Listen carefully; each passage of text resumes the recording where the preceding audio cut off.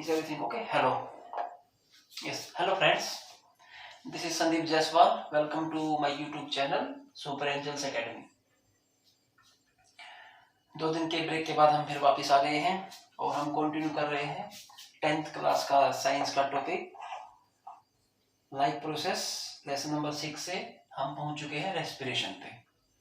तो हमने रेस्पिरेशन का फर्स्ट पार्ट किया था अभी तक, और फर्स्ट पार्ट में हमने जो आपकी बुक में रेस्पिरेशन दिया है मेनली 2 टाइप्स का, एरोबिक रेस्पिरेशन और अनएरोबिक रेस्पिरेशन, उसके बारे में हमने बात की थी। और एरोबिक रेस्पिरेशन अनएरोबिक रेस्पिरेशन के बाद हमें स्पेशल ह्यूमन रेस्पिरेटरी सिस्टम के बारे में पढ़ना है। और मैंने जैसा आपको प्रॉमिस किया था कि एनसीईआरटी की लाइन टू लाइन आपको पढ़ाएंगे, और उसके बाद कुछ एक्स्ट्रा इंफॉर्मेशन इसमें जो बनती है आपको उसके बारे में बताएंगे, और इसके बाद फिर आपके पास हम एमसीक्यूज की फॉर्म में क्वेश्चंस लेके आने वाले हैं। तो स्टे विद अस, देखते हैं क्या होता है इस लेसन में, कितना सीखते हैं आप इस टॉपिक को, ह्यूमन रेस्पिरेटरी सिस्टम। आपकी बुक में भी ये डायग्राम दिया गया है। बुक की तरीके से तो मैंने बनाया नहीं है उसमें, क्योंकि काफी कुछ सारी की सारी चीजें एक ही डायग्राम में समझाई गई है, लेकिन मैंने यहाँ पे सिंपल डायग्राम की आउटलाइंस ली है, और बाकी चीजें मैं आपको यहाँ पे सारी एक एक चीजें आराम से बताऊंगा, ताकि अच्छी तरह से आपको समझ में आए कि यहाँ पर अंदर क्या होता है। वो चीज मैं बाहर बताऊंगा आप लोगों को। और मैंने की वर्ड्स पहले लिख दिए हैं। इन एक एक की वर्ड्स को आप चाहो तो नोट करें। इन की वर्ड्स को अगर आपने समझ लिया तो आपने समझो रेस्पिरेटरी सिस्टम को भी समझ लिया। तो स्टार्ट करते हैं, लेकिन स्टार्ट करने से पहले आपको पता है फीस देनी है। क्या देनी है फीस? वीडियो को लाइक करना है, शेयर करना है और सब्सक्राइब करना है चैनल को। कम से कम 5 ग्रुप्स में आपको इसको शेयर करना है। क्यों दोस्तों?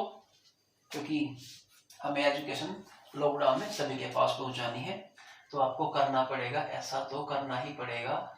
ये तो भैया पुण्य का काम है। अच्छा, कुछ बच्चों की कंप्लेंट थी कि सर एक ही मीडियम से पढ़ाओ अलग अलग, ऐसा पॉसिबल नहीं है। इंग्लिश में मैं आपको बोर्ड पे लिख के तो देता हूँ, और हिंदी में मैं आपको बोलता हूँ, क्योंकि भैया सभी को चाहिए ना। इंग्लिश मीडियम के स्टूडेंट्स को लिखा मिल जाएगा इंग्लिश में। मोस्टली स्टूडेंट्स गवर्नमेंट स्कूल को छोड़ के इंग्लिश मीडियम ही पढ़ते हैं, तो हिंदी में मैं बोल देता हूँ ताकि उन बच्चों का भी कुछ भला हो जाए। तो हम स्टार्ट करते हैं ह्यूमन रेस्पिरेटरी सिस्टम। बच्चों देखिए, हमने पढ़ा था रेस्पिरेशन के बारे में पढ़ा था पहले, और रेस्पिरेशन में मैंने आपको बताया था कि रेस्पिरेशन जो है ब्रीदिंग से थोड़ा अलग है। पहले भी बताया था, पहले वीडियो में अगर आपने नहीं देखा तो आप देख सकते हैं कि रेस्पिरेशन जो है उसका जो मेन पर्पज है वो क्या होता है, ब्रेक डाउन ऑफ फूड। क्या होता है, ध्यान दीजिएगा, break down of food particles, break down of food particles. Food कह लीजिए, जो हमने फूड खाया है उसको अंदर जो न्यूट्रिएंट्स है उनको ब्रेक डाउन करता है। और किस पर्पज के लिए करता है? For energy. मीन्स ये एनर्जी को निकालेगा। रेस्पिरेशन की जो प्रोसेस है क्या करेगा उसको? एनर्जी का क्या होता है हमारी बॉडी में भैया? एनर्जी तो ट्रांसपोर्ट हो जाएगी टू ट्रांसपोर्ट, और कहां पर ट्रांसपोर्ट करनी है इसको? गोडाउन्स में लेके जाएगा। क्या, कहां लेके जाएगा आपको पता होना चाहिए, सेल्स के अंदर। अल्टीमेटली जितनी भी एनर्जी है उस एनर्जी को हमारी बॉडी में सेल्स ही यूटिलाइज करते हैं, क्योंकि cells is the smallest unit of the body, और सेल्स की डेली रिपेयर होती है, डैमेज होते हैं, डाई हो जाते हैं सेल्स, तो उनकी रिपेयर करने के लिए हमारी बॉडी को एनर्जी की रिक्वायरमेंट होती है। और वो एनर्जी कहां में पहुंचती है? फाइनली सेल्स में। और कौन लेके जाता है? यू नो कौन लेके जाता है? मिस्टर ब्लड हमारी सेल्स तक एनर्जी पहुंचाता है। लेकिन पहुंचाता कैसे है ये हम अभी समझने वाले हैं, ध्यान से समझिएगा। ये डायग्राम देखा हुआ आपने? देखा है, बुक में भी है। इसके बारे में देखो क्या है, यहां से स्टार्ट करते हैं। और मैं लाइंस भी पढ़ूंगा आपकी। इसमें सबसे पहले तो ये लिखा हुआ है कि जो टेरेस्ट्रियल ऑर्गेनिजम्स है use oxygen in the atmosphere for respiration. सबसे पहली लाइन को समझते हैं। ये जो टेरेस्ट्रियल एनिमल्स हैं, टेरेस्ट्रियल एनिमल्स में ह्यूमन बींग्स की बात हमने यहाँ पे की है। पहले हम अपने बारे में समझते हैं, फिर बाकी चीजों के बारे में समझेंगे नेक्स्ट क्लासेस में। ह्यूमन बींग जो है टेरेस्ट्रियल एनिमल है, और वो क्या करते हैं कि एनवायरनमेंट की जो ऑक्सीजन है उस ऑक्सीजन को यूज करते हैं रेस्पिरेशन के लिए। कैसे? देखिए, हमारे आसपास ऑक्सीजन है, हम क्या करते हैं ब्रीदिंग में, इनहेल, तो हमने बाहर की ऑक्सीजन को अंदर लिया, तो हमने क्या किया, जो उसने कहा हमने वो किया। तो ये ऑक्सीजन जाती कैसे है? ये हमारी नोस्ट्रिल्स है, आपको पता है यहाँ पे नोस्ट्रिल्स का पेयर होता है, नोस्ट्रिल्स पेयर होता है, दो नोस्ट्रिल्स है हमारी। इन नोस्ट्रिल्स से क्या होता है भैया, एयर हमारी अंदर जाती है नेजल कैविटी में होती हुई। पहले भी पढ़ा था हमने, नेजल कैविटी है, और ये बीच वाला माउथ का जो था हमने उसमें डाइजेशन में पढ़ा था, इसको हम क्या बोलते हैं, बक्कल कैविटी। मुंह के अंदर वाला जो पार्ट है that is buccal cavity. Cavity का मतलब खुला खुला रास्ता, स्पेस, ओपन स्पेस। तो आपको देखिए बुक में कुछ इस तरीके से आपको स्ट्रक्चर दिया है, थोड़ा ध्यान दीजिएगा। आपको बुक में कुछ इस तरीके का स्ट्रक्चर दिया है, ये देखिए कुछ इस तरीके का स्ट्रक्चर आपको दिया है बुक में। अब ये क्या है मैं आपके सामने लेके आने वाला हूं, देखिए ध्यान से बच्चों। ये हमारी नेसल कैविटी है, यहाँ से एयर पास होके आएगी आएगी आएगी आएगी आएगी आएगी आएगी और विंड पाइप में जाएगी, और यहाँ से हम मुंह से खाना खाते हैं, खाते हैं, ये फूड पार्टिकल्स है, ये ईसोफेगस में जाएंगे, ये हमारा ईसोफेगस है, ध्यान दीजिएगा, ऐसा ही होता है। और हमने पढ़ा था कि ये नेजल कैविटी से लेकर और यहाँ तक आपका जो पार्ट है पीछे वाला, इसको हम क्या बोलते हैं, मैंने आपको बताया फेरिंग्स। क्या बोलते हैं? Pharynx, pharynx, pharynx.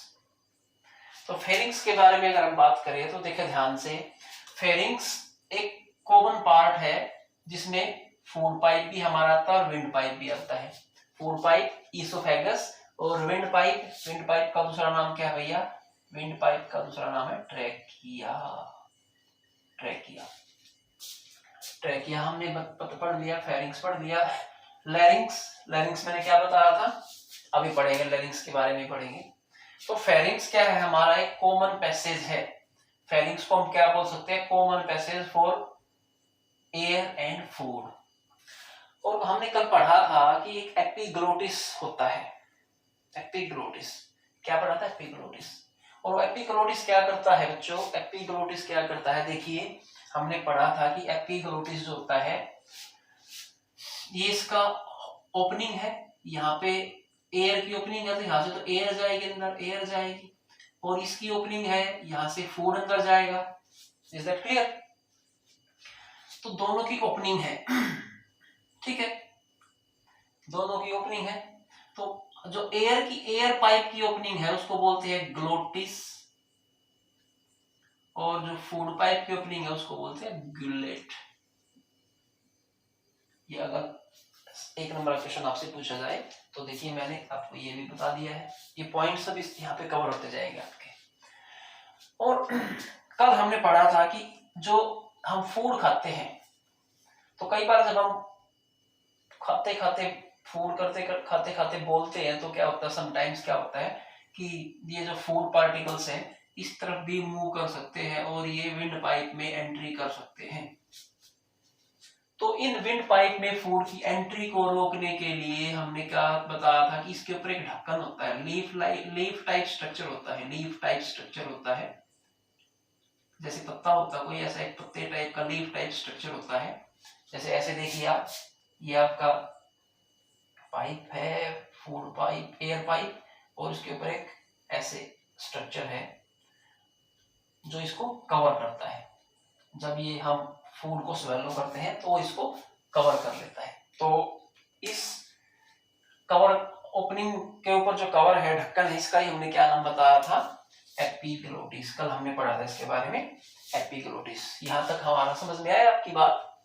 अब क्या होता है, हमारा जो ये विंड पाइप है, इस विंड पाइप के अंदर होता है हमारा वॉइस बॉक्स, जहां पर हमारी वोकल कॉर्ड्स होती है, जहां से हम साउंड प्रोड्यूस करते हैं। तो मैंने आपको बताया था जो वॉइस बॉक्स है, इसको हम लैरिंग्स बोलते हैं। लैरिंग्स, इसी से आवाज निकालते हैं, ला ला ला ला ला ला ला ला, लैरिंग्स। तो हमारे यहाँ पे वोकल कॉर्ड्स होती हैं, और वोकल कॉर्ड्स बड़ी सॉफ्ट होती हैं, ये डैमेज भी जल्दी हो जाती है। तो वोकल कॉर्ड्स का साइज मेल फीमेल में अलग अलग होता है, जिसके कारण उनकी साउंड में भी, इंटेंसिटी में, पिच में डिफरेंस होता है। क्या क्या पॉइंट हमने पढ़ लिया है, pharynx, larynx, okay, trachea, epiglottis, gullet, ये हमने पढ़ा है। लेकिन बच्चों हमने पढ़ना है मेन रेस्पिरेटरी सिस्टम। अब ये क्यों चीजें पढ़ी हमने, क्योंकि रेस्पिरेटरी सिस्टम का पार्ट है, तो हम रेस्पिरेटरी सिस्टम के बारे में पढ़ रहे हैं। अब देखिए, हमने जो हवा अंदर ली, जो हमने एयर इनहेल की, उस एयर के अंदर हमारी ऑक्सीजन और कार्बन डाइऑक्साइड दोनों गैसेस मिक्स हैं। ओके, अच्छा जी, एक और बात का हमें ध्यान देना है, जब हमारी बॉडी के अंदर एयर जाती है तो उसका टेम्परेचर हमारी बॉडी के टेम्परेचर के बराबर होना चाहिए। तो ऐसा भी हो सकता है कि हमारी बॉडी का जो नॉर्मल टेम्परेचर है दैट इज 30 डिग्री सेल्सियस। तो ऐसा हो सकता है कि भाई बहुत ज्यादा गर्मियों के अंदर जब हवा हमारी बॉडी में जाएगी तो ज्यादा गर्म हो जाएगी, और सर्दी के अंदर जाएगी तो ठंडी हो जाएगी। तो ये तो बड़ी प्रॉब्लम क्रिएट कर सकती है। तो इसलिए हमारी बॉडी के नॉर्मल टेम्परेचर के ऊपर जब हम अंदर एयर लेकर जाते हैं तो हमारी बॉडी के नॉर्मल टेम्परेचर पे हो, इसलिए हमारी बॉडी के जो अंदर जो नोस्ट्रिल्स हैं, इन नोस्ट्रिल्स के अंदर क्या है, नोस्ट्रिल्स के अंदर हेयर है, बाल है, हमारी नाकों के अंदर, नाक के अंदर बाल होते हैं, और एक चिपचिपा पदार्थ होता है, उसको म्यूकस बोलते हैं। म्यूकस, म्यूकस जब आप यू ब्लो योर नोज और साफ करते हो, दैट एडहेसिव चिपचिपा पदार्थ, that is called mucus. Okay, read बच्चों का आता है। तो दोस्तों क्या होता है, ये जो हम हवा लेते हैं, अंदर हवा लेते हैं, जो हम इनहेल करते हैं, तो ये हेयर, म्यूकस और कुछ और स्ट्रक्चर्स होते हैं, कुछ स्ट्रक्चर उनको सीलियाज बोलते हैं, कि सीलिया है, सीलिया एंड म्यूकस, सीलिया अंदर स्ट्रक्चर होते हैं नेसल में, और यहाँ पे हमारे इसमें एयर पाइप में भी होते हैं। अभी आप पढ़ेंगे तो देख लेंगे, इतना समझ लीजिए काफी। तो ये क्या करते हैं, एयर को जो है टेम्परेचर को कंट्रोल कर देते हैं, और डस्ट पार्टिकल्स को हमारे यहाँ पे आने से, अंदर आने से रोक लेते हैं, म्यूकस और हेयर हमारे नोस्ट्रिल्स के अंदर। अब आती है बात कि हमने जो एयर इनहेल की नाक द्वारा, मुंह के द्वारा नहीं, नोज द्वारा, तो क्या होती है, हमारी धीरे धीरे धीरे धीरे कहां पर आती है, विंड पाइप में आती है। और ये हमारा है, देखिए विंड पाइप। अब इस विंड पाइप में एयर एंट्री करती है भैया, एयर आई है। तो इसके ऊपर आप देखोगे, विंड पाइप के ऊपर आप देखोगे कुछ ऐसे सी शेप्ड स्ट्रक्चर्स आपको दिए गए हैं, सी शेप्ड स्ट्रक्चर्स, सी शेप स्ट्रक्चर्स ऐसे दिए गए हैं। ये पूरे रिंग नहीं है, ये सिर्फ सी शेप स्ट्रक्चर्स हैं।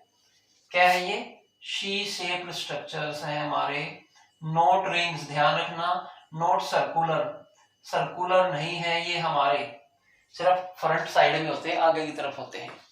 अच्छा जी, इनका क्या नाम है, कार्टिलेजियस रिंग्स। अब रिंग की तरह दिखाई देते हैं लेकिन पूरे नहीं है, सिर्फ शी शेप्ड है, कार्टिलेजियस। कार्टिलेजियस का मतलब क्या होता है, कार्टिलेज आपको पता भैया, एक हड्डी टाइप की हड्डी सी होती है, लेकिन जो सॉलिड बोन की तरह नहीं होती, थोड़ी सी मुड़ने वाली हड्डी होती है। जैसे नाक के अंदर कार्टिलेज होता है, नाक की हड्डी जो होती है हमारी, और यहाँ पे कार्टिलेज होता है, नीज के अंदर, एल्बोज के अंदर भी होता है शायद, और कान के अंदर भी थोड़ा थोड़ा होता है, कार्टिलेज होती है। तो ये जो रिंग्स होते हैं, ये कार्टिलेजियस रिंग्स होते हैं, और इनका रोल क्या होता है, ये कोलैप्स होने से बचाते हैं। जो हमारा विंड पाइप है, इसको कोलैप्स होने का मतलब क्या है, पाइप है ये, अगर ये बिल्कुल आपस में इसकी सरफेस चिपक गई, चिपक नहीं जाए, ये ऐसे है तो ऐसे चिपक ना जाए, उसको बोलते हैं कोलेस पाना। इसके दोनों जो वॉल्स है वो आपस में पास पास ना आ जाए। कोलेस का मतलब देखिए, जैसे पूरा पाइप है, अगर आगे जाके आपस में मिल जाए एक दूसरे से तो चिपक जाए, तो इसको बोलते हैं कोलेस हो जाना। तो कार्टिलेज रिंग्स क्या करते हैं, इस हमारे पूरे सिस्टम को कोलेस होने से बचाते हैं। मैं यहाँ पर कुछ नहीं कर रहा हूँ ताकि कंफ्यूजन हो जाए, मैंने अलग से बना के दिखा दिया आप लोगों को कि कार्टिलेज जो रिंग्स हैं उनका क्या काम हो गया हमारा। आगे बढ़ते हैं। This oxygen is absorbed by different organs in different animals. All these organs have animals have structures that increases the surface area which is in contact with the oxygen-rich atmosphere. Since the exchange of oxygen and carbon dioxide has to take place across this surface is very fine and delicate. In order to protect this surface, it is usually placed within the body. So there have to be passages that will take air to this area. In addition, there is a mechanism for moving the air in and out this area where the oxygen is absorbed. Yes. क्या इतने सारे पहले में जो मैंने पढ़ा है कि जो डिफरेंट एनिमल्स होते हैं उन सभी के अंदर एक डिफरेंट स्ट्रक्चर होता है ताकि ऑक्सीजन को अंदर ले जाके सेल्स में यूज हो जाए, तो उसके लिए एक पैसेज बना हुआ है और उस पैसेज के अंदर ऑर्गन सब बहुत सारे, जिन ऑर्गन से होती हुई जो है ऑक्सीजन अल्टीमेट प्लेस पर पहुंचती है। तो मैंने आपको बताया ह्यूमन बींग्स में नेजल कैविटी से होता है, विंड पाइप से होती हुई, और विंड पाइप का स्ट्रक्चर कैसा है, तो हमारी पहुंचती है ये विंड पाइप से होती हुई नीचे पहुंचती है हमारी एयर, नीचे पहुंचती है एयर। और मैंने बताया ना ये सीलिया और म्यूकस जो होता है यहाँ पर भी सीलिया और म्यूकस होते हैं। देखो इधर दोनों साइड्स में सीलिया और म्यूकस होते हैं। अगर कुछ छोटा मोटा डस्ट पार्टिकल, कई बार हम मुंह से भी सांस लेते हैं तो उसको भी ये पकड़ लेते हैं गले में। कई बार हमारे गले में भी तो हम ऐसे बोलते हैं बाहर निकालते हैं वेस्ट म्यूकस को, खराब म्यूकस होता है तो वो गले से भी निकलता है। तो यहाँ पर भी जो होते हैं ये सीलिया एंड म्यूकस होते हैं। ये क्या कर लेते हैं, डस्ट पार्टिकल्स को या पोल्यूटेड जो पार्टिकल्स होते हैं उनको ट्रैप कर लेते हैं और हम ऐसे करके स्पीट करके बाहर निकाल देते हैं इसको, गले को साफ करके। लेकिन आगे क्या होता है, हमें तो लंग्स के थ्रू सेल्स तक हमें क्या पहुंचानी है, ऑक्सीजन पहुंचानी। तो ये कैसे होगी बच्चों, ध्यान दीजिए। हमने पढ़ लिया इस विंड पाइप के ऊपर सी शेप्ड कार्टिलेजस रिंग्स है, वो इसको कोलैप्स होने से बचाते हैं। एयर आगे पहुंचती है और ये जो हमारी एयर पाइप है आगे जाके डिवाइड होती है ऐसे दो पार्ट्स में, और जिन पार्ट्स में डिवाइड होती है उस पार्ट को बोलते हैं ब्रोंकस। क्या बोलते हैं, ब्रोंकस। एक ब्रोंकस है, अगर दोनों को मिलाएंगे तो हम ब्रोंकाई बोल देंगे। क्या बोल देंगे, ब्रोंकाई। आपकी बुक में लिखा हुआ है ना, आप लेबलिंग देख के अच्छी तरह से समझ सकते हैं। तो ये ब्रोंकस होते हैं और ब्रोंकस थ्रू आउट ब्रोंकस तक ये सी शेप्ड स्ट्रक्चर चलता है। मैं इसमें से निकाल के दिखा देता हूं। तो हमारे ब्रोंकस के ऊपर भी सी शेप्ड स्ट्रक्चर रहेगा, ऐसे ब्रोंकस के अंदर भी सी शेप्ड स्ट्रक्चर चलता जाएगा। और ये ब्रोंकस जो है लंग्स के अंदर जाके खुल जाते हैं, लंग्स के अंदर जाके हमारे खुल जाते हैं, क्योंकि लंग्स जो होती है वो सॉफ्ट ऑर्गन्स होते हैं और इसलिए जो हमारी रिब्स होती है, रिब्स पसलियां जो होती है रिब केज के अंदर ये फिट होते हैं। ऊपर से रिब केज की इनको प्रोटेक्शन मिली होती है। तो रिब केज के अंदर हमारे क्या होते हैं, लंग्स होते हैं। ये हमारे लंग्स है, ये हमारा लंग है, फेफड़ा है, एक लंग इधर है, एक लंग इधर है, हमारे दो लंग्स है। हमारा left lung, right lung, left right, ठीक है। दोनों अलग अलग साइज के होते हैं, अलग अलग वेट के होते हैं। देखते हैं क्यों होता है, इसका क्या रीजन है। तो है आप यहां तक समझ में आया होगा कि हम रेस्पिरेशन क्यों करते हैं, फूड से एनर्जी एब्जॉर्ब करने के लिए और उसको सेल तक पहुंचाने के लिए। और इसको मैं यहां से साफ कर देता हूं। आपकी जो एयर है वो हमारी कहां तक पहुंच चुकी है, लंग्स तक हमारी एयर पहुंच चुकी है, उसको सेल्स तक हमने पहुंचा के आज छोड़ना है। आगे चलते हैं। In human beings air is taken into the body through the nostrils. The air passing through the nostrils is filtered by fine hairs that line the passage.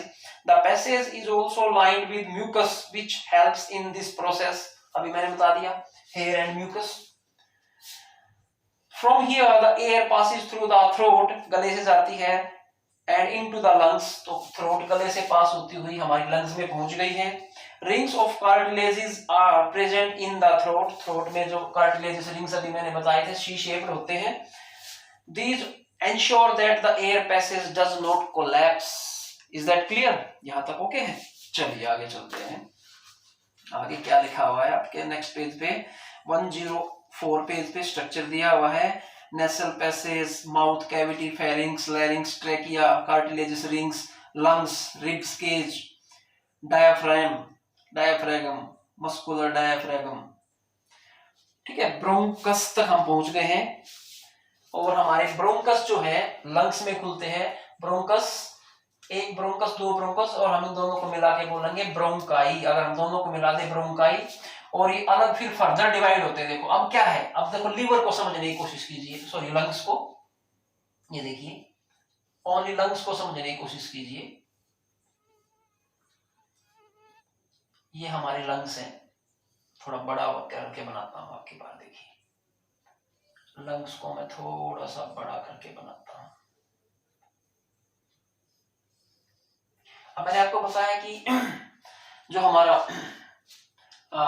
Left lung है वो लंबा और पतला है. ये लंबा है और पतला है. मेरे से बन गया होगा ऐसा ध्यान रखना. तो आपको ध्यान रखना इनका, ये थोड़ा मोटा है और छोटा है. Right lung small and fat. ध्यान रखना, नोट कर सकते हो. राइट लंग जो है स्मॉल है एंड फैट है. स्मॉल एंड फैट, साइज में छोटा है. और लेफ्ट लंग जो है लॉन्ग है एंड सिलेंडर, पतला है. अब क्यों? देखिए नीचे तो हमें पता है डायाफ्रागम है. डायाफ्रागम, और डायाफ्रागम जो होता है सिर्फ ह्यूमन बीइंग्स में होता है. ये भी नोट करने की चीज है. डायाफ्रागम जो मस्कुलर एक स्ट्रक्चर है ये ओनली ह्यूमन बीइंग्स में होता है और किसी के अंदर नहीं मिलता है. ये देखिए बहुत ध्यान से देखिए. हमने देखा कि ये लंग्स के अंदर जो है, लंग्स के अंदर जो है हमारी ब्रोंकस खुलते हैं. और ये ब्रोंकस जो फर्दर डिवाइड होते हैं, देखिए ऐसे, ये ऐसे डिवाइड होते चले जाते हैं. ऐसे डिवाइड होते चले जाते हैं. ये फर्दर डिवाइड हो गए और ऐसे इनके अंदर डिवीजन चलता ही रहता है. और इस तरीके से पूरा एक ये डक्ट्स, पाइप्स, स्पेसेस ऐसे पूरे लंग्स के अंदर बन जाता है. और ये कहां तक पहुंच जाते हैं? पहले तो आपको ये भी पता होना चाहिए, जो लंग्स होते हैं, लंग्स को हम क्या कहें, कुछ भी नहीं होता. लंग्स एक किस्म से हवा से भरा गुब्बारा है, एक बैलून है. ये नॉन मस्कुलर होता है और इसके अंदर सिर्फ और सिर्फ इस तरीके से डक्ट्स होती है. ये इनको ब्रोंकोइल्स बोलते हैं. ब्रोंकोइल्स अभी आपकी बुक में लिखा हुआ है, ब्रोंकोइल्स. और ब्रोंकोइल्स के लास्ट में, इनके जो लास्ट टर्मिनल होते हैं, सिरे होते हैं, वहां पे ऐसे सैक लाइक स्ट्रक्चर्स होते हैं. सैक लाइक, सैक मींस होते हैं बोरा, जैसे बैलून्स होते हैं किस्म से जिसमें हवा भर जाती है. ऐसे स्ट्रक्चर्स होते हैं लास्ट में जाके. ये देखिए ऐसे. अच्छा इनको ध्यान दीजिए, ये तो होते हैं प्राइमरी, सबसे शुरू वाले प्राइमरी ब्रोंकस. फिर ये सेकंड लेवल पे टूट गए तो इनको सेकेंडरी बोल सकते हैं. और फिर फर्दर डिवाइड हो गए हमारे तो इनको हम टर्सरी बोल सकते हैं. टर्सरी, ऐसे प्राइमरी, सेकेंडरी, टर्सरी. ये बस ये नाम याद रखने के. फर्स्ट स्टेज, सेकंड स्टेज, जितने स्टेज पे डिवीजन होता है 3 स्टेज तक मैक्सिमम होता है. 4th स्टेज पे जाके टर्मिनल्स पे एल्वियोलाई आ जाते हैं. अब होता क्या है एक्चुअली, फाइनली जो होना है काम, एयर यहां से पहुंचेगी और यहां पर जाके ये डिवाइड हो जाता है. और ये भी क्वेश्चन है कि ये कहां पर डिवाइड होता है. एक क्वेश्चन ये भी बनता है हमारा कि ये जो ब्रोंकाइस होती है डिवाइड कहां पर होती है. तो अगर आपने पढ़ा हो, हमारी रीढ़ की हड्डी के बारे में पढ़ा हो अगर आपने, तो रीढ़ की हड्डी के तो 5 पार्ट होते हैं. जो सेकंड नीचे वाला, सेकंड वाला पार्ट होता है थोरेसिक पार्ट. थोरेसिक पार्ट के अंदर आई थिंक 22, 32, 9, 5, 10, 19, और 5 24 और 12 आई थिंक 12 के 17 और 5 22 32। थोरेसिक पार्ट की जो फिफ्थ वर्टिब्रा होती है, मैं ये बताना चाह रहा हूँ, उसके बारे में बाद में पढ़ेंगे। थोरेसिक पार्ट की फिफ्थ वर्टिब्रा होती है, मींस अगर आप ध्यान दें स्पाइन्स जो होती है ना, एक ये हड्डियां होती है, इनमें थोरेसिक पार्ट की 5वीं वर्टिब्रा वहां पर जाके डिवाइड होते हैं, ये बाद में पढ़ेंगे, कंफ्यूज मत हो। हम सिर्फ एयर के बारे में देखते हैं। एयर इसके अंदर जाती है, एयर इसके अंदर पहुंचती है, और एयर जो है ये एयर हमारी गई, इसके अंदर गई हमारी एयर, सॉरी ब्लू पेन ले लेता हूं। एयर जो होती है इनके पास पहुंच रही है हमारी, कहां पर पहुंच रही है एयर? इन ब्रोंकोइल्स के पास पहुंच रही है। अब देखिए मैंने क्या बताया, एल्वियोलाई के बारे में हो गया बात, ब्रोंकस के बारे में भी हो गई बात। अब बात होती है कि ये सेल तक पहुंचेगा, कैसे पहुंचेगी? देखिए ध्यान से, अब यहाँ पे जो सेल तक पहुंचना है, लेकिन हमें पता है हमारी बॉडी के अंदर पहले से ऑलरेडी CO2 मौजूद है। आज जब वो CO2 बाहर निकलेगी, एक्सचेंज ऑफ गैसेज ही तो है रेस्पिरेशन, पहले ऑक्सीजन अंदर जा रही है, तो इसका मतलब साथ में जब तक कार्बन डाइऑक्साइड बाहर नहीं निकलती ऑक्सीजन कैसे पहुंचेगी? तो अब ध्यान से क्या होता है, कहां बताऊं, तो आई थिंक एक लंग को ही मैं साफ कर लेता हूं। ओके, एक लंग को मैं साफ कर लेता हूं। अब देखिएगा, ये हमारी ये वाली एल्वियोलाई है, एल्वियोलाई, इसके अंदर से हमने एयर एंटर कराई। ध्यान दीजिएगा, हवा के अंदर हवा की एंट्री होती है, जो एयर आती है इसके अंदर ऑक्सीजन ज्यादा है, आपको पता है, ये ऑक्सीजन रिच है, ऑक्सीजन ज्यादा है। और जो ये ऑक्सीजन होती है, इस ऑक्सीजन को जो है हीमोग्लोबिन कैच करता है। कौन कैच करता है? हीमोग्लोबिन। हीमोग्लोबिन आपको पता है क्या होता है, इसमें आपकी बुक में भी लिखा हुआ है, मैं इसलिए इसमें बारे में बताता हूं। एक हमारा रेस्पिरेटरी पिगमेंट नाम दिया गया है हीमोग्लोबिन को। क्या नाम दिया गया है? Respiratory pigment. ये जो हीमोग्लोबिन होता है, ये क्या करता है, इस ऑक्सीजन को कैच करता है और सेल्स के पास ले जाएगा। अब सेल्स कहां पर है? देखिए सेल्स है यहाँ पे, ये जो हमारा लंग है, ये लंग के बाहर एक दो कवरिंग होती है, दो ऐसे कवरिंग होती है लंग के बाहर, एक ये वाली कवरिंग होती है, एक ये दूसरी वाली कवरिंग होती है, और इसको सराउंड करती है। लंग के चारों तरफ ऐसे कवरिंग होती है, दो कवरिंग होती है ऐसे, ये दो कवरिंग होती है लंग के बाहर, और इनको बोलते हैं प्लूरा।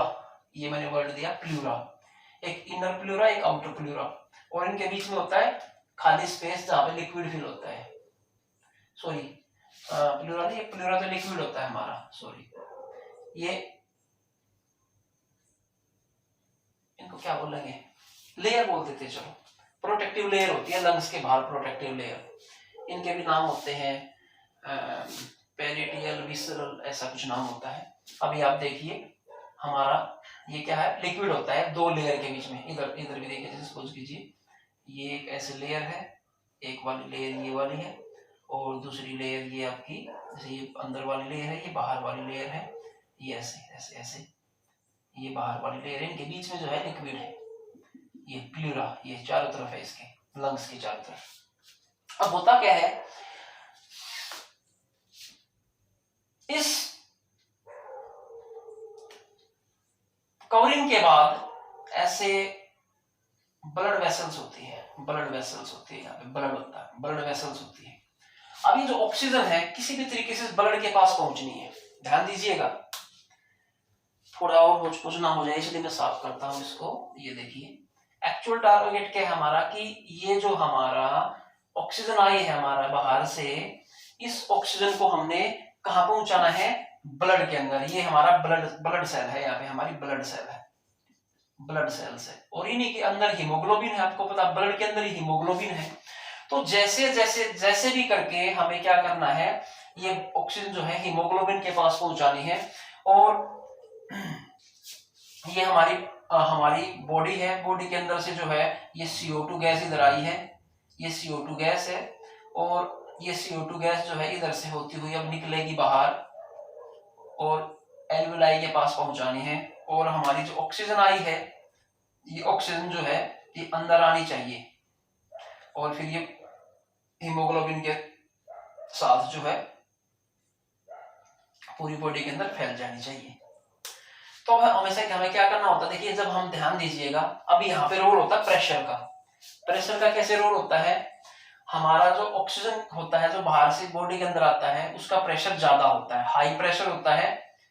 एल्वियोलाई के अंदर ऑक्सीजन का प्रेशर ज्यादा होता है और CO2 का प्रेशर कम होता है। तो हमेशा गैस जो होती है हाई प्रेशर से लो प्रेशर की तरफ चलती है।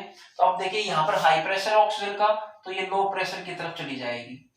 ओके, और यहाँ पर अब यहाँ पे CO2 का हाई प्रेशर ज्यादा है, तो CO2 जो है लो प्रेशर की तरफ ऊपर की तरफ चली जाएगी। इस तरीके से क्या होता है। और ये जो होती है एल्वियोलाई बहुत बारीक बारीक बारीक होती है, पतली सेल होती है, ये बहुत बारीक सेल होती है इधर भी, और इधर बीच में भी पतली पतली सेल होती है, इधर भी इसके एल्वियोलाई के बेस पे। और ये इनसे जुड़ी होती है, जो ये ब्लड वेसल्स होती है इनके साथ जुड़ी होती है, इनके पास भी पतली पतली सेल होती है। तो एक्चुअल में क्या होता है, इतनी पतली सेल्स के कारण ही जो एयर होती है, एयर का डिफ्यूजन होता है। क्या होता है, डिफ्यूजन, एक्सचेंज होता है गैसेस का। तो गैसेस का एक्सचेंज कहाँ होता है, एल्वियोलाई और ब्लड वेसल्स के बीच में, ब्लड सेल्स के बीच में होता है। तो इस तरीके से क्या होता है, हीमोग्लोबिन जो होता है जो ऑक्सीजन को कैच करता है और बाकी जो ऑर्गन्स होते हैं उनके पास पहुंचा देता है। इस तरीके से क्या होगा, जो ऑक्सीजन है वो फूड को ऑक्सीडाइज करती है, क्योंकि साथ साथ फूड को ऑक्सीडाइज करती है तो उसके साथ न्यूट्रिएंट्स भी होते हैं जो ब्लड में मिक्स होते हैं। हमने पहले ही पढ़ा था, जो ब्लड होता है वही ट्रांसपोर्ट करता है न्यूट्रिएंट्स को भी, और उनके साथ जब ऑक्सीजन मिल जाती है तो ऑक्सीजन को भी ट्रांसपोर्ट करता है। तो इस तरीके से जो सेल के पास हमारा जो है एनर्जी पहुंच जाती है, और सेल के पास एनर्जी पहुंचने के बाद क्या होता है, हमारी बॉडी के अंदर ही एनर्जी आ जाती है। तो एक बार थोड़ा समझ लेते हैं हमने क्या क्या पढ़ा है। सबसे पहले क्या है, नोस्ट्रिल्स के अंदर से हवा आती है, उसके बाद विंड पाइप से गुजरती है, विंड पाइप के बाद ब्रोंकस से जाती है, ब्रोंकस डिवाइड हुआ है, ब्रोंकाइज में जाती है, ब्रोंकाइज के बाद ब्रोंक्यूल्स में लास्ट में पहुंच जाती है, ब्रोंक्यूल्स के ऊपर एल्वियोलाइज होते हैं। एल्वियोलाइज के अंदर क्या होता है, ऑक्सीजन हाई प्रेशर के साथ एंट्री करती है और यहाँ पर बारीक सेल्स को, बेसमेंट सेल्स को क्रॉस करती हुई हाई प्रेशर के कारण हीमोग्लोबिन तक पहुंच जाती है, जो कि ब्लड का एक पार्ट है, पिगमेंट है, ब्लड के अंदर होता है। और इधर कार्बन डाइऑक्साइड का प्रेशर ज्यादा होता है, जब यहाँ से यहाँ पे कम होता है, तो इसलिए कार्बन डाइऑक्साइड उधर मूव कर जाती है एल्वियोलाई की तरफ, और ये बाहर चली जाती है अलग अलग से, और ये अंदर ऑक्सीजन अंदर आ जाती है। तो हमारा ब्लड, ऑक्सीजन रिच ब्लड जो होता है वो पूरी बॉडी में फैल जाता है। और डीऑक्सीजनेटेड जो ब्लड होता है, जो कार्बन डाइऑक्साइड वाला ब्लड होता है, आपको पता ना, blood vessels, arteries and veins अलग अलग होती हैं। तो जो वीन्स और आर्टरीज होती है उनका अलग अलग काम है, एक डीऑक्सीजनेटेड ब्लड को लेके जाएगी, ऑक्सीजनेटेड ब्लड को लेके जाएगी, तो ये अलग अलग होती हैं। ऑक्सीजन एक तरफ चली जाएगी और CO2 बाहर निकल जाएगी। तो जब हम एक्सहेल किया तो हमने क्या किया, कार्बन डाइऑक्साइड को बाहर निकाल दिया, और जब हमने इनहेल किया तो प्रेशर के साथ हम ऑक्सीजन को अंदर लेके गए। तो हमने क्या क्या पढ़ा भैया, pharynx, larynx, cartilage rings, trachea, epiglottis, bronchus, alveoli, pleura, cell, haemoglobin, gullet, cell and mucus, cilia and mucus, and pressure भी पढ़ दिया। तो एक बार बुक में और पढ़ लेते हैं आपको क्या क्या दिया गया है। Within the lungs, the passage divides into smaller and smaller tubes which finally terminate in balloon-like structures which are called alveoli. क्या कहा है कि इस पैसेज में जो एयर पास करती है वो पैसेज जो होता है डिवाइड होता जाता है स्मॉल और स्मॉल ट्यूब्स में। जैसे मैंने बताया स्मॉल ट्यूब्स, ब्रोंकस को कहा है स्मॉल और स्मॉल ट्यूब जो होती है, जो हमारी ब्रोंकोइल्स जो लास्ट में होते हैं उनको स्मॉल ट्यूब्स कहा गया है, स्मॉल डक्ट्स, ट्यूब्स। और उनके एंड पे कहा है एल्वियोलाई होते हैं, एल्वियोलाई होते हैं, और प्लूरल बहुत सारे मिलके हो जाते हैं एल्वियोलस, एल्वियोलस। और एक और क्वेश्चन मैं आपको बताता हूं, एक लंग के अंदर 150 मिलियन के अराउंड, एक लंग के अंदर 150 मिलियन एल्वियोलाइज होते हैं, तो दोनों लंग्स के अंदर मिला के 300 मिलियन एल्वियोलाइज हमारे अप्रोक्सीमेटली होते हैं, 300 मिलियन। याद रखिएगा question. The alveoli provides a surface where the exchange of gases can take place. तो एल्वियोलाई क्या होती है, मैंने आपको बताया ये बड़े बैलून टाइप के और सॉफ्ट होते हैं, और ये टिश्यूज भी जो होते हैं, मेम्ब्रेन भी जो होती है बहुत सॉफ्ट होती है, बहुत पतली होती है, और इसीलिए क्या होता है इन पतली मेम्ब्रेन में से क्या होता है गैसेस का एक्सचेंज होता है, डिफ्यूजन होता है। ओके, इसी सरफेस पे, इसी सतह पे आके गैसेस का एक्सचेंज होता है। The walls of the alveoli contain an extensive network of blood vessels। देखिए कहते हैं कि इनकी जो वॉल होती है, बेसमेंट की वॉल होती है, यहाँ पे बहुत ज्यादा एक्सटेंसिव ऐसे ब्लड वेसल्स होती हैं।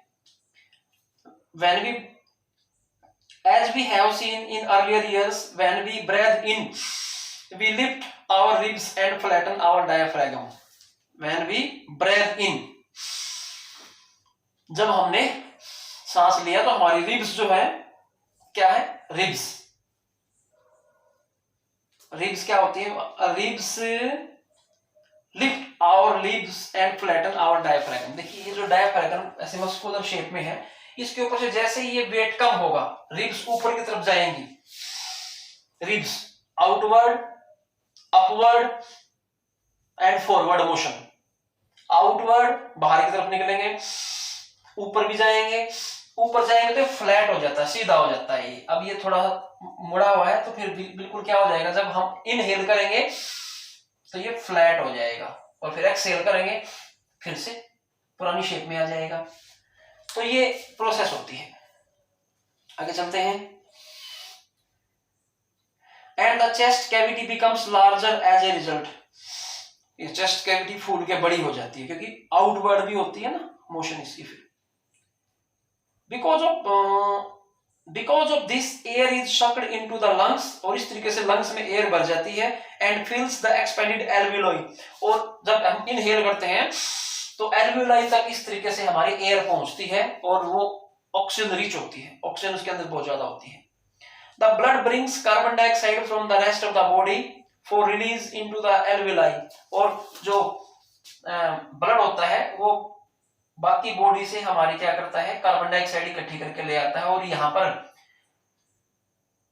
कार्बन डाइऑक्साइड को एल्वियोलाई को दे देता है, और यहाँ से ऑक्सीजन को ले लेता है, ऑक्सीजन को ले लेता है और कार्बन डाइऑक्साइड को दे देता है। ये गिव एंड टेक प्रोसेस साथ साथ चल रही है। क्यों? क्योंकि दोनों के लिए आर्टरीज और वेन्स अलग अलग है, और दोनों का प्रेशर भी अलग है। मेनली तो प्रेशर के ऊपर ही डिपेंड किया, हाई प्रेशर से लो प्रेशर अपने आप पहुंच जाती है। ये ऑक्सीजन गई लो प्रेशर पे, ये CO2 गई लो प्रेशर पे। आगे चलते हैं। The blood brings carbon dioxide from the rest of the body for release into the alveoli, and the oxygen in the alveolar air is taken up by the blood in alveolar blood vessels to be transported to the cells of the body। Oxygen body में पहुंच जाती है। During the breathing cycle, when air is taken in and let out, the lungs always contain a residual volume of air so that there is sufficient time for oxygen to be absorbed and for the carbon dioxide to be released। Okay, ये कहना चाहता है कि कुछ ना कुछ oxygen और carbon dioxide हमेशा हमारी बॉडी में मौजूद रहती है, ताकि ये एब्जॉर्प्शन गैसों का चेंज होता रहे, हमारी बॉडी के अंदर हमेशा एनर्जी कुछ ना कुछ बनी रहे। When the body size of animals is large, the diffusion pressure alone cannot take care of oxygen delivery to all the parts of the body. Instead, respiratory pigment like take up oxygen from the air in the lungs and carry it to tissues which are deficient in oxygen before releasing it। देखिए क्या कहता है, इस line को भी समझिए कि हमारी जो बॉडी है, बॉडी की सेल्स जो होती हैं वो टिश्यूज को बनाती है। जो सेल और टिश्यूज होते हैं रेगुलर काम करते हैं, तो जब वो ऑक्सीजन अंदर जाती है तो उसको यूटिलाइज कर लेते हैं, तो उनके पास हमेशा ऑक्सीजन की कमी रहती है। तो ये कहना चाहता है कि जो हमारी जो ब्लड होती है वो ब्लड ही जो क्या करता है, रेगुलर सप्लाई करता है टिश्यूज तक हीमोग्लोबिन जो होता है रेगुलर सप्लाई करता है ऑक्सीजन की। In human beings the respiratory pigment is haemoglobin which has a very high affinity for oxygen, कि जिसकी ऑक्सीजन के प्रति एफिनिटी है, ऑक्सीजन से प्यार करता है, उसको पकड़ लेता है। Carbon dioxide is more soluble in water than oxygen is and hence is mostly transported in the dissolved form in our body. देखिए दोस्तों, दो लाइन के बारे में बताता हूं, इन्होंने क्या बताया। एक तो क्वेश्चन आपको ये बता दिया कि जो हेमोग्लोबिन है, हेमोग्लोबिन जो होता है वो उसकी हेमोग्लोबिन जो होता है वो ऑक्सीजन गैस के साथ भी चिपकता है, CO2 के साथ भी एफिनिटी है उसकी, और CO, इसके बारे में मैं आपको बता देता हूं, ध्यान दीजिएगा। जो हीमोग्लोबिन है वो सबसे ज्यादा ऑक्सीजन के साथ, मैक्सिमम ऑक्सीजन के साथ अटैचमेंट इसकी होती है, उसके बाद CO2 के साथ इसकी अटैचमेंट होती है, मींस सबसे ज्यादा, इसके बाद CO2 के, इसके बीच में ये साइन लगा सकते हैं, ऐसे समझ में आएगा। यानी कि अटैचमेंट तीनों के साथ होती है इसकी, किसकी, हीमोग्लोबिन की अटैचमेंट। और बुक में लिखा गया कि ऑक्सीजन के साथ हाई एफिनिटी है। हाई एफिनिटी का मतलब इतना है कि लंग्स की गैस एक्सचेंज करने के मामले में हाई एफिनिटी है। अगर ओवरऑल पूछ जाए तो हीमोग्लोबिन ऑक्सीजन के साथ सबसे कम एफिनिटी रखता है, CO2 के साथ उससे ज्यादा, और कार्बन मोनोऑक्साइड के साथ सबसे ज्यादा। तभी तो कहते हैं कि आपकी बुक में दिया है, स्मोकिंग अगर हम करते हैं, स्मोकिंग अगर हम करते हैं या अल्कोहल हम यूज करते हैं, स्मोकिंग और अल्कोहल यूज करने से क्या होता है दोस्तों, जो स्मोकिंग हम करते हैं, जो उसके अंदर निकोटीन और वहां पे जो होती है, और जो पॉइजनस एलिमेंट्स होते हैं, वो हीमोग्लोबिन के साथ बहुत जल्दी ज्यादा एफिनिटी बना लेते हैं, और हीमोग्लोबिन जो होता है उनको लेके बॉडी में घूमता है, और भैया सारी बॉडी खराब हो जाती है। तो स्मोकिंग से क्या होता है, स्पेशली बुक में जिसके बारे में दिया, जिसके बारे में बात करते हैं, स्मोकिंग के कारण क्या होता है, स्मोकिंग के अंदर जो होता है पोल्यूटेड एयर जो होती है हमारे लंग्स के अंदर जाती है, और जो पोल्यूटेड एयर लंग्स के अंदर जाएगी तो जो एल्वियोलाइज होती है, इन एल्वियोलाइज को डैमेज कर देती है। जैसे आपके गुब्बारे में पिन लग जाए तो गुब्बारे के अंदर से तो हवा निकल जाएगी, और जबकि इनके अंदर हवा पहुंचनी चाहिए क्योंकि इनको आगे ट्रांसपोर्ट करना है टिश्यूज को और सेल्स को। तो ये एल्वियोलाइज होती है, डैमेज हो जाती है, और जब एल्वियोलाइज हमारी डैमेज हो जाएंगी due to smoking, due to smoke, धुएं के कारण, पोल्यूशन के कारण, तो हमारे फेफड़े काले भी हो जाते हैं, टीबी की भी बीमारी हो जाती है, और फेफड़े की बहुत सारी बीमारियां हमारी होती है। कई बार आपने सुना भी होगा फेफड़े में इन्फेक्शन हो जाता है, फेफड़े में पानी बन जाता है। वो प्रॉब्लम क्या होती है, कई बार चोट लग जाती है तो जो हमारा प्लूरा लिक्विड होता है ना, इस प्लूरा लिक्विड के अंदर कोई इन्फेक्शन हो जाता है हमारा, तो फेफड़े में जो पानी बनने की जो बीमारी होती है, इस फेफड़े के अंदर, लंग के अंदर जो प्लूरा होता है, इस प्लूरा के अंदर इन्फेक्शन होता है, और उस इन्फेक्शन के कारण जो बीमारी क्रिएट होती है उसको बोलते हैं प्लूराइटिस। प्लूराइटिस, प्लूराइटिस क्या होता है, लंग्स का इन्फेक्शन होता है। ओके, इतनी बातें समझ में जो आपकी बुक में है। तो बुक में ये कहना चाहता है दोस्तों, हमें अपने लंग्स को स्मोकिंग से, अल्कोहल ड्रिंकिंग से और पॉल्यूशन से काफी बचा के रखना है। अब रिकैप करते हैं। देखिए, मेन हमारा काम क्या है, रेस्पिरेटरी सिस्टम में काम क्या है, एक्चुअल पर्पस तो क्या है कि बॉडी तक, सेल्स तक एनर्जी पहुंच जाए, जो हमने फूड से न्यूट्रिएंट्स निकाले उनके जो एनर्जी है सॉरी, वो एनर्जी हमारी सेल्स तक, टिश्यूज तक पहुंच जाए, मसल्स तक पहुंच जाए। तो इसके लिए उस न्यूट्रिएंट्स को एनर्जी में कन्वर्ट करने के लिए, फूड को ऑक्सीडेशन करने के लिए हमारी बॉडी के अंदर ऑक्सीजन एंट्री करनी जरूर है। अगर हमारे अंदर, बॉडी के अंदर ऑक्सीजन एंट्री करेगी तो साथ में कार्बन डाइऑक्साइड भी जाती है, क्योंकि कार्बन डाइऑक्साइड वाटर में भी ज्यादा सोलुबल है, ऑक्सीजन के कंपैरिजन में CO2 जो है वाटर में ज्यादा सोलुबल है। ये भी आपकी बुक में लाइन दी गई है। तो हमारी बॉडी के अंदर बहुत सारा लिक्विड होता है, आपको पता है 70% part of our body is made up of water. तो इसका मतलब CO2 तो हमारी बॉडी के अंदर मिक्सअप होती है, क्योंकि सोलुबल फॉर्म में वो ट्रांसपोर्ट होती रहती है हमारी बॉडी के अंदर। तो अब हमारी बॉडी के अंदर CO2 है, तो उस CO2 को बाहर निकालना ही पड़ेगा, नहीं तो सारा सिस्टम अंदर से डैमेज हो जाएगा। तो इसलिए CO2 को बाहर निकालने के लिए हमारे को रेस्पिरेशन करना पड़ता है। किस लिए करते हैं हम respiration? Why do we respire? Why do we respire? To remove, to throw out the CO2 out of the body. हमारी बॉडी से CO2 को बाहर निकालने के लिए हम रेस्पिरेशन करते हैं, ऑक्सीजन को अंदर ले जाने के लिए नहीं, CO2 को बाहर निकालने के लिए। तो अब क्या हुआ, वो हमारे अंदर ऑक्सीजन कैसे बाहर जाएगी और simultaneously at the same time CO2 बाहर कैसे निकलेगी, ये हमने देखा इस चैप्टर के अंदर, इस टॉपिक के अंदर। कहा देखा? सबसे पहले भैया हमने देखा है नोस्ट्रिल्स के अंदर से, नंबर 1 पॉइंट पे नोस्ट्रिल के अंदर से जो है एयर पास किया है। एयर पास करने के बाद हमारा ट्रैकिया से होता हुआ, यानी कि विंड पाइप से होता हुआ, जहां पे कार्टिलेज रिंग्स भी थे, ये फिर से आप दिखा देता हूँ, कोई प्रॉब्लम नहीं है। इनके बाद यहाँ पे ये ब्रोंकोइल्स में पहुंच जाती है, अलग अलग दोनों लंग्स में पहुंच जाती है एयर, और लंग्स में से जो सेपरेट डक्ट्स हैं जिनको हमने ब्रोंकोइल्स बोला है, इन ब्रोंकोइल्स के द्वारा होती हुई लास्ट में कहाँ पहुंचती है? एल्वियोलाई के पास पहुंचती है। और एल्वियोलाई के पास पहुंचने के बाद ये मैंने आपको स्ट्रक्चर बना के दिखाया है। एल्वियोलाई के अंदर क्या होता है, अलग अलग प्रेशर क्रिएट होने के कारण एल्वियोलाई के जो बेस होता है, बेस पे हमारी क्या होती है, बहुत सारी ब्लड वेसल्स होते हैं, ब्लड एल्वियोलाई के साथ अटैच होती है, बीच में इनके ये कुछ मसल्स होती हैं, बेस मसल्स, बेसमेंट में यहाँ पे कुछ मसल्स होती है, बहुत बारीक मसल्स होती है, मिलीमीटर में साइज होते हैं। तो इस यहाँ पर इन तीनों मसल्स के बीच में एल्वियोलाई की इनर सरफेस, इनके बीच में बेसमेंट मसल और ब्लड वेसल्स की जो मसल होती है, इनके बीच में एयर का डिफ्यूजन होता है, डिफ्यूजन गैसेस एक्सचेंज होता है। और ऐसे जैसे गैस का एक्सचेंज होता है, CO2 जो होती है वो एल्वियोलाई में आ जाती है, और O2 जो है हेमोग्लोबिन के पास पहुंच जाती है, और हेमोग्लोबिन क्या करता है भैया, उसको लेके घूमता है, पूरी बॉडी की सैर कराता है, और हमारी पूरी बॉडी के अंदर जो सेल्स होती हैं, उन सेल्स में क्या हो जाता है, हमारा एनर्जी पहुंच जाती है। तो ये तो है हमारा ह्यूमन रेस्पिरेटरी सिस्टम। इसमें क्या क्या क्वेश्चन बने हैं, आपको क्या क्या याद रखना है? एपिग्लोटिस एक क्वेश्चन। फेरिंग्स क्या होता है? फेरिंग्स को मैंने क्या नाम दिया? कॉमन पैसेज होता है एयर का और फूड का। अच्छा जी, ग्यूलेट फूड पाइप की ओपनिंग, ग्लोटिस विंड पाइप की ओपनिंग, लैरिंक्स जिसको वॉइस बॉक्स बोलते हैं, ट्रैकिया विंड पाइप का नाम है, ईसोफेगस पहले पढ़ चुके हैं हम। ओके, इसके बाद म्यूकस एंड हेयर क्या होते हैं, इसका रोल क्या होता है? नेजल, नाक के अंदर टेम्परेचर को मेंटेन करना एयर के।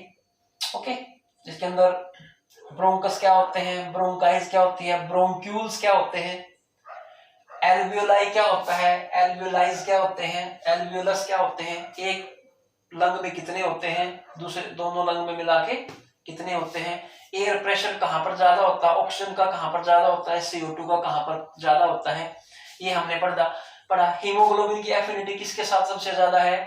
कार्बन मोनोऑक्साइड के साथ सबसे ज्यादा है। अभी तो कहते हैं जो हमारा जो व्हीकल्स का एग्जॉस्ट होता है, जो गाड़ियों का धुआं होता है, उसमें कार्बन मोनोऑक्साइड ज्यादा होता है, और उस कार्बन मोनोऑक्साइड के साथ अगर हम धुएं पोल्यूशन में सांस लेते हैं, अगर कार्बन मोनोऑक्साइड हमारे अंदर जाएगी तो हीमोग्लोबिन उसको जल्दी पकड़ेगा और पूरी बॉडी में घुमा देगा, और अगर पूरी बॉडी में जहरीली पॉइजनस गैस कार्बन मोनोऑक्साइड जाएगी तो हमारे को बहुत ज्यादा डिसऑर्डर होने हैं, मेंटल डिजीज तो पक्की होनी है, दिमाग आदमी का कम काम करता है, फिर मेंटल डिजीज बहुत ज्यादा होती है। ओके, तो ये भी हमने पढ़ लिया। हेमोग्लोबिन को आप पहले से ही जानते हो, एल्वियोलाइज के बारे में हो गया, और ये तो हमारा आपका इसमें एनसीईआरटी बुक में दिया है, डायाफ्रागम के बारे में दिया है, रिब केज के बारे में दिया है। ज्यादा लंबा वीडियो हो जाएगा, नहीं तो रिब केज के बारे में फिर बाद में बताऊंगा आपको नेक्स्ट वीडियो में। ओके, तो ये भी बता दिया मैंने कि भैया राइट लंग और लेफ्ट लंग के साइज में भी, वेट में भी डिफरेंस होता है, इनके बारे में अलग से और डिटेल से बताऊंगा फिर कभी। एक और बात बताता हूँ, इनके साइज में डिफरेंस क्यों होता है, बस ये बात और मैं आपको बताता हूँ। क्योंकि हमने देखा था डायाफ्राम के नीचे, तो हमने पिछली बार पढ़ा था, यहाँ पे तो हमारा स्टमक होता था, स्टमक था, फिर पेंक्रियाज था। हमारे यहाँ पे क्या होता है, एक तरफ तो हार्ट होता है, इस साइड में हमारा हार्ट होता है, हार्ट के कारण जो है हार्ट ने इसको थोड़ा पुश किया होता है, ये हमारा हार्ट होता है। तो हमारा हार्ट इस साइड में होता है हार्ट, तो इस लंग के को इसको थोड़ा प्रेस किया हुआ इसने इधर लेफ्ट वाले लंग की तरफ, तो हमारा हार्ट होता है, हार्ट के कारण इसका शेप इस तरीके हो सकता है। और इसके नीचे हमारा, इधर मैंने आपको बताया डायफ्रागम के पास इधर, तो हमारा इस तरफ होता है लीवर, इधर हमारा लीवर होता है, इसकी साइड में लीवर होता है। तो एक तरफ लिवर होता है, एक तरफ हार्ट होता है। इस कारण जो है इनके मेनली ड्यू टू हार्ट के जो स्पेस है, हार्ट ने जो स्पेस क्रिएट किया हुआ है, कवर किया हुआ, उसके कारण जो होता है हमारा लेफ्ट लंग जो होता है लंबा हो जाता है और पतला हो जाता है, और ये वाला साइज में। बस एक कंफ्यूजन क्रिएट ना हो, हार्ट ने इसको प्रेस किया है तो ये पतला भी हो जाएगा, लंबा भी हो जाएगा। ओके, तो हमें इस चीज का ध्यान रखना है। तो ये कीवर्ड्स हैं, इन्हीं में से आपके एमसीक्यूज क्वेश्चन बनते हैं। आप अच्छी तरह से बड़े क्वेश्चन अगर आपको लिखने का मौका मिले, भगवान आपका करे कि कोरोना समाप्त हो जाए और आपको स्कूल जाने का मौका मिलेगा, तो आपकी बुक्स में, हेल्प बुक्स में आपके टीचर्स भी नोट्स देंगे। हमारे से पॉसिबल हुआ तो हम भी कोशिश करेंगे कि भैया आप लोगों को मिल जाए नोट्स, लेकिन फिलहाल आपको ये चीजें समझनी है और अपनी लैंग्वेज में बना के इसको लिख देना कि भाई पहले कहाँ से एयर पास हुई, बाद में कहाँ से कहाँ पहुंची, क्या क्या फंक्शन हुआ। अगर आप अच्छे स्टूडेंट हैं, आपकी इंग्लिश अच्छी है, तो आप सेंटेंसेस बना के खुद लिख सकते हैं। तो आई होप आपको समझ में आई होंगी बातें। अगर फिर भी कोई डाउट है दोस्तों तो आप कमेंट सेक्शन में लिखें, और प्लीज प्लीज प्लीज इस वीडियो को लाइक करें, शेयर करें। मिलते हैं नेक्स्ट वीडियो में और हम पढ़ेंगे फिर नेक्स्ट टॉपिक। अभी पता नहीं क्या पढ़ेंगे, मैंने डिसाइड नहीं किया है। Till then bye, sign off, this is Sandeep Jaiswal, thank you very much.